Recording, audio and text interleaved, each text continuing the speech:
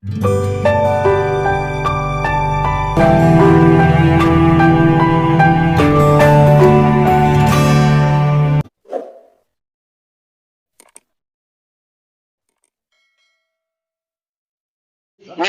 Ustadz Abdul Somad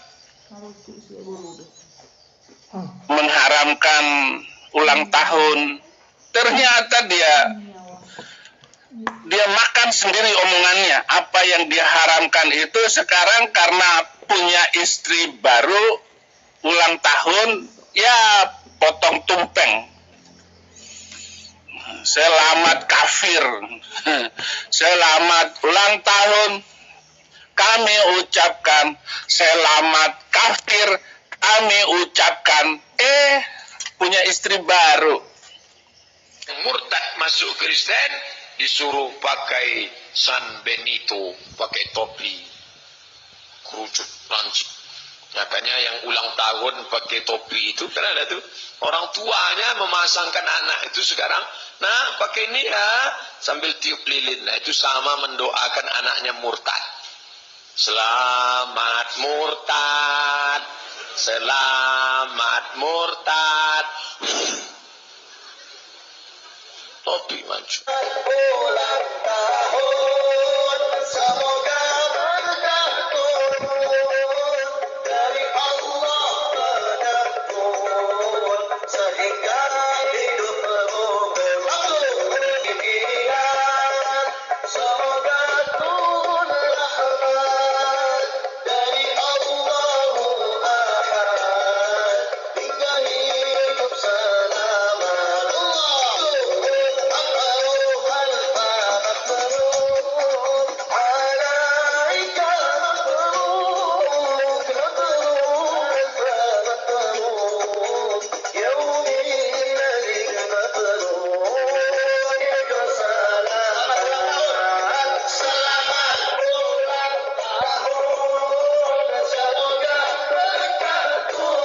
Dengan hafalan-hafalan saya ketika saya masih menjadi orang di seberang sana dan memahami betul ajaran itu.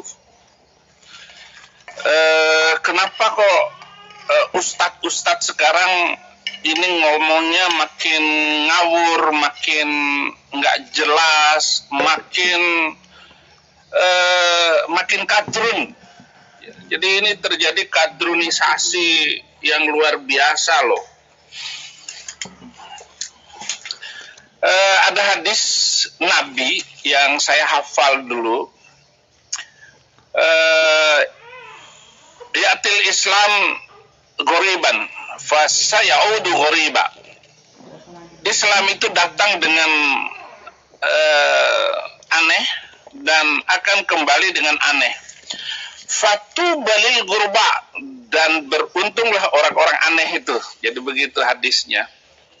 Karena Islam itu datang dengan keanehan, artinya orang nggak suka dengan Islam dan berakhir dengan ketidaksukaan terhadap agama itu. Mungkin sekarang inilah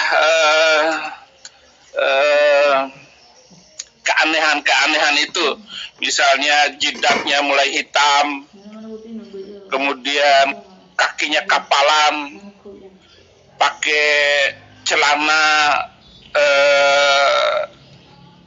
menggantung, atau harus pelihara jenggot. Jenggot, ya kalau jenggotnya lebat sih nggak apa-apa. Ini jenggot 5 lembar. Jenggot 5 lembar dipelihara, itu namanya jenggot Pancasila. Ya tapi itu hak semua orang untuk menikmati keyakinannya dan menikmati ajarannya. Kita tidak perlu masuk ke situ. Tetapi saya ingat hadis yang diucapkan beliau, dan itu terkenal sekali. Hadis yang Ya'til Islam ghoriban fasayaudu ghoriba fatubalil ghurba. Islam datang dengan keanehan dan akan musnah, akan hancur karena keanehan itu, dan beruntunglah orang yang aneh. Saya nggak mau jadi orang aneh, walaupun saya untung. Nah, saudara-saudara, misalnya Ustadz Abdul Somad mengharamkan ulang tahun, ternyata dia makan sendiri omongannya. Apa yang dia haramkan itu sekarang karena punya istri baru, ulang tahun, ya potong tumpeng. Selamat kafir, selamat ulang tahun, kami ucapkan selamat kafir, kami ucapkan, punya istri baru. Bukan masalah dia punya istri baru atau tidak, tetapi cara omong dan mengambil keputusan di dalam pembicaraannya, dia melangkahi apa yang telah dia ucapkan. Dia menentang apa yang telah diucapkannya. Dia melanggar sendiri ucapannya sendiri. Apakah karena kebiasaan itu gitu? Saya juga nggak tahu ya. Ada ustadz macam begini. Nah, ustadz ini akan menghancurkan Islam. Saya ingat dengan Rashid Ridha, Muhammad Abduh. Dia bilang, Al-Islamu mahjubun bil muslimin. Islam itu dihancurkan oleh orang Islam itu sendiri. Yang merusak Islam itu ya orang Islam itu sendiri. Nah, saya bersyukur gitu. Saya sebagai orang Kristen ya saya senang-senang aja. Saya ketawa-ketawa aja, tepuk tangan malah. Karena dengan omongan semacam itu saya senang sekali. Artinya banyak orang Islam akhirnya masuk Kristen. Tetapi saya mempertahankan iman saya, kekristenan saya dengan bangga, dengan kebaikan-kebaikan dan keberanian. Bahkan saya masuk penjara hanya sekedar saya mengkristenkan banyak orang katanya. Gue masuk penjara gara-gara masuk Kristen. Apa salah saya? Indonesia bebas beragama kok. Saya dituduh penista agama. Menistakan agama siapa? Berarti saya sudah berhasil menistakan agama dong. Agama apa yang saya nistakan? Justru ada agama yang menistakan agama lain. Yaitu dengan memerintahkan orang yang beragama lain, yang tidak mau beragama dengan agama saya, itu boleh dibunuh. Lah kalau kita ikuti ayat Al-Quran, ya hancur dunia ini, hancur Indonesia. Karena Al-Quran boleh membunuh manusia lain karena beda agama, boleh membunuh orang Yahudi dan orang Kristen. Ayatnya nggak usah dibuka. Hafal semua saya ayat-ayat itu. Kembali lagi bahwa Muhammad Abduh, seorang pembaharu dari Mesir, dia yang luar biasa memberi pencerahan terhadap orang Islam untuk tidak jumud berpikir, agar tidak membuat ulasan-ulasan seperti itu, mengatakan ulang tahun haram. Itu kebegoan murni dari seorang ustadz. Masa begitu saja nggak boleh, sementara banyak orang Islam yang merayakan ulang tahun, tetapi diharamkan oleh Ustadz Abdul Tomat. Pagi tobat, sore kumat.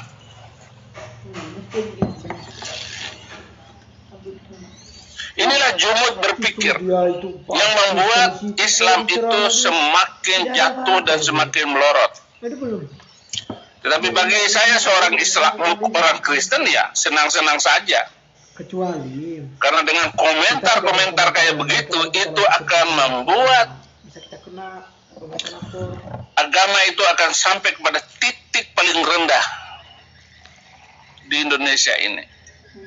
Saya senang belaka, saya gembira juga.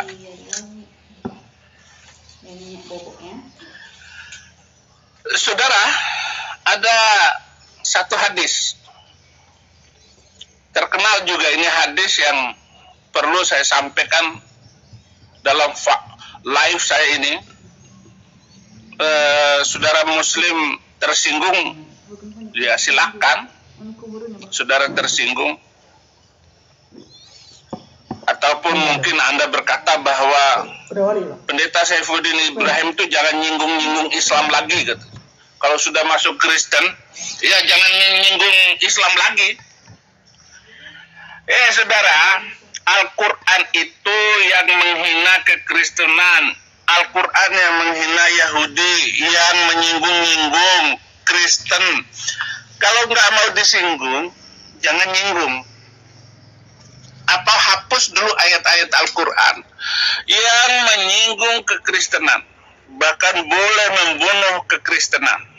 Innal ladzina kafaru min ahlil kitabi wal musyrikina fi nari jahannam khalidina fiha ulaika hum syarrul bariyah. Sesungguhnya orang-orang kafir, yaitu ahli kitab Yahudi dan Kristen, di neraka jahanam selama-lamanya. Mereka adalah seburuk-buruknya makhluk. Hapus dulu ayat ini, baru melarang saya untuk menyinggung Islam. Oke? Atau jangan ada ustadz yang nyinggung-nyinggung Kristen lagi. Apalagi khutbah Jumat. Kalau nggak nyinggung Kristen itu semua ustadz itu nggak sah khutbahnya sepertinya.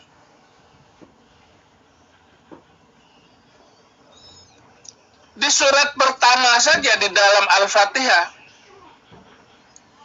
ihdinas siratal mustaqim, tunjukilah kami ke jalan yang lurus. Siratal ladzina an'amta alaihim, yaitu jalan yang penuh kenikmatan dalam kurung Islam. Ghairil maghdub dalam kurung Yahudi, yaitu jalan yang terkutuk dalam kurung Yahudi. Waladhdallin, sesat dalam kurung Kristen. Itu di surat pertama dalam Al-Quran, itu tafsirnya semua begitu. Hapus dulu dong. Hanya orang Islam kan nggak tahu. Hafal doang tapi nggak ngerti maksud. Bahkan tafsirnya nggak tahu. Asal ngomong aja. Tapi itu menghina, penghinaan. Jangan menghina dulu kalau nggak mau dihina. Nah, saya kembali kepada tujuan pagi hari ini saya live. Saya ingat hadis ini, dan hadis ini sudah sudah almarhum Zainuddin MZ juga ceramah tentang hadis ini. Saya nggak tahu siapa yang meriwayatkan hadis ini, tetapi Ustadz Zainuddin MZ mengupas hadis ini dengan luar biasa, dan saya kagum sekali dengan almarhum itu. Ya, karena bintangnya sama dengan saya, orang Scorpio. Haleluya.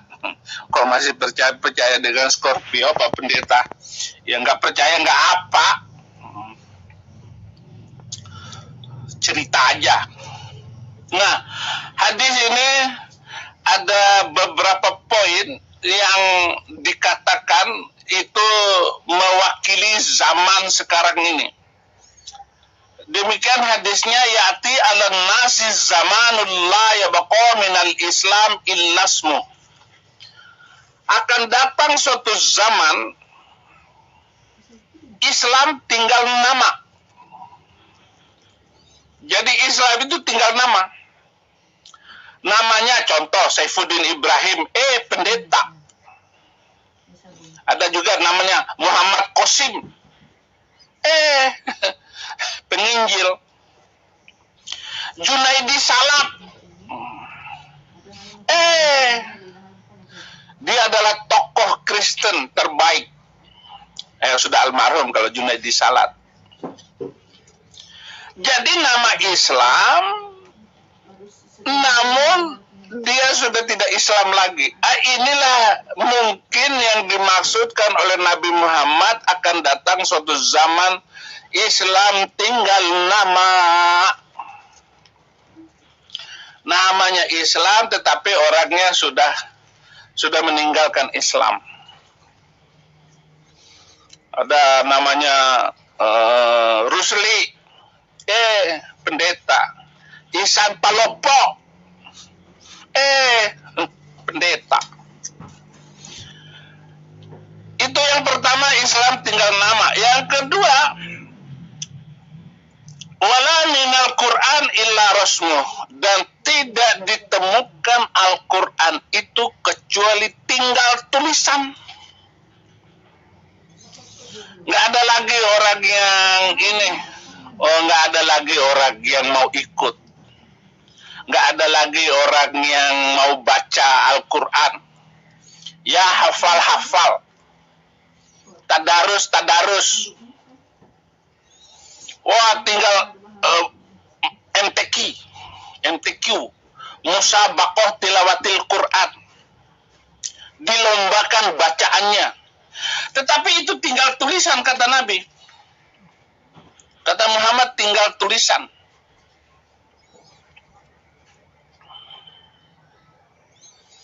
Sekarang apa kaitannya menghafal kitab suci dengan pembangunan manusia seutuhnya? Bisa nggak ada kaitannya nggak? Dengan kemajuan ekonomi, dengan menghafal kitab Injil. Apa untungnya?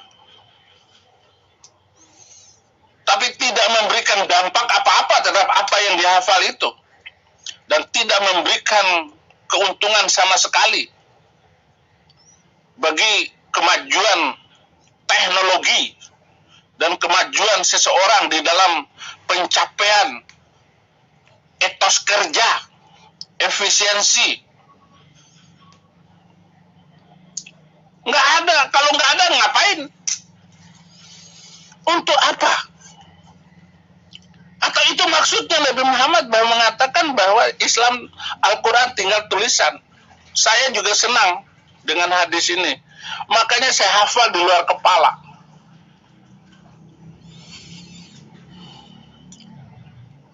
Bagaimana dengan begitu? Saya tidak percaya. Bagus apa yang dikatakan oleh Nabi bahwa Al-Quran tinggal tulisan.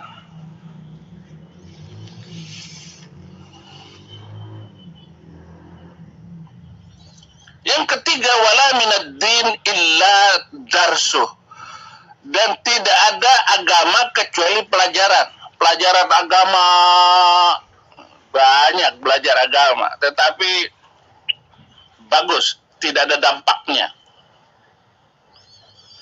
Pelajaran agama, pelajaran doang. Barang siapa yang mencuri, potong tangannya. Nggak berani dipotong. Karena itu undang-undang abad ke-7. Nggak bisa diberlakukan di Indonesia ini, potong tangannya. Sadis. Undang-undang sadis itu ya cukup untuk abad ke-7 itu. Sudah nggak bisa lagi.